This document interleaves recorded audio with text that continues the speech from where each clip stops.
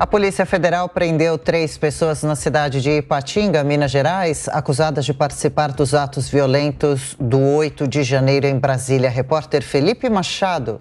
Laudenir Vieira Rodrigues foi encaminhado na manhã desta terça-feira para a delegacia da Polícia Federal de Ipatinga. Ele foi preso na 6ª fase da Operação Lesa Pátria, que tem o objetivo de identificar pessoas que participaram, financiaram, omitiram ou fomentaram os atos de vandalismo ocorridos no dia 8 de janeiro em Brasília. Além da prisão preventiva, foi cumprido um mandado de busca e apreensão na casa dele.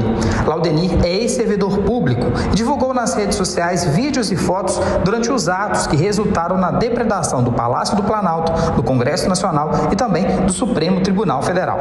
Em Minas Gerais, outros 2 mandados de prisão preventiva foram cumpridos hoje. Clésio Ferreira, professor e candidato derrotado a prefeito de Ouro Preto, na região central de Minas Gerais, e Celso Teixeira de Jesus, de Governador Valadares, cidade que fica na região leste mineira. Os fatos investigados constituem, em tese, os crimes de abolição violenta do Estado Democrático de Direito, golpe de Estado, dano qualificado, associação criminosa, incitação ao crime, destruição ou inutilização de bens especialmente protegidos. Bom, e girando os nossos comentaristas para falar sobre essas investigações ainda, começando por você, Fábio Pipero, lembrando que Anderson Torres ainda está preso e surgiu a informação, o TSE vai manter a minuta encontrada na casa dele para investigações em relação a Jair Bolsonaro.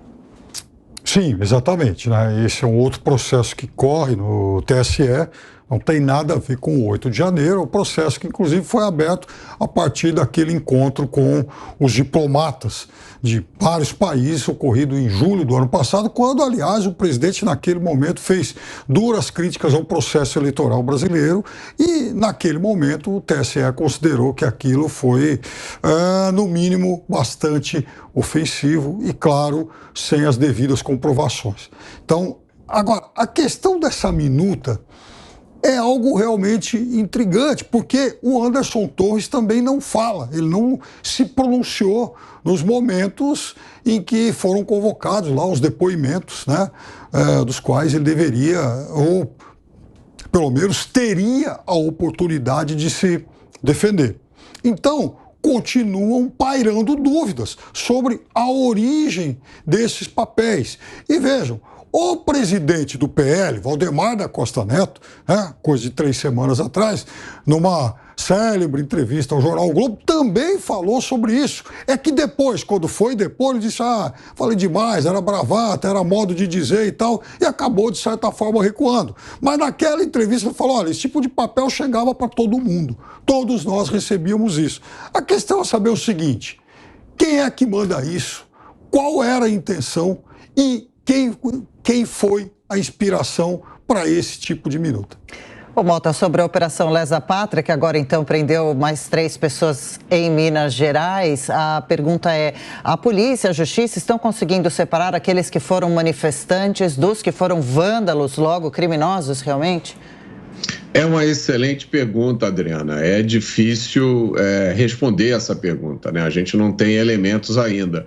O que causa espanto, estranheza, foi a prisão de quase 2.000 pessoas, né, em Brasília, inclusive crianças, mulheres, idosos foram colocados num galpão. E aí a pergunta para a nossa reflexão é o seguinte, imagine se isso tivesse acontecido no Rio de Janeiro, se a polícia carioca tivesse prendido 2.000 pessoas, inclusive mulheres, crianças e idosos, tivesse colocado eles num galpão, o que teria acontecido, né? Então, se essas 2.000 pessoas realmente vandalizaram, participaram dos atos de depredação, o que não parece provável, né? Porque crianças pequenas, muitas mulheres, senhoras idosas, né? Então, é uma coisa completamente inusitada, sem precedentes, como é também inusitada a velocidade com a qual esse processo avança. Tantos crimes são cometidos no Brasil, crimes violentos, crimes bárbaros, e demoram anos para a justiça resolver. Nós acabamos de ver aqui uma notícia sobre um integrante do PT que teve a sua pena reduzida e, no entanto, esses manifestantes, né, mais quase 2.000 pessoas, estão aí passando por esse processo. Então, é preciso a gente ter a mesma lei valendo para todo mundo. Vale a pena lembrar também que Brasília já viu outros episódios como esses no passado, de pessoas quebrando coisas, depredando, incendiando prédios públicos, manifestações de esquerda, e eu não me recordo de ter ocorrido um processo contra essas pessoas, inclusive exigindo indenização, se eu não me engano, no valor de 20 milhões.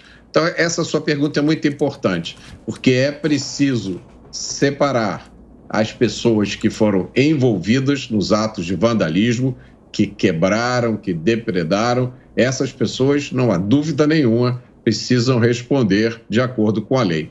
Agora, as pessoas que estavam lá simplesmente se manifestando, simplesmente acampadas, tem gente que não gosta disso, que acha ridículo se acampar na frente de uma instalação militar. Tudo bem, ser ridículo nesse país ainda não é crime. Se fosse, tinha muita gente que teria que ser presa.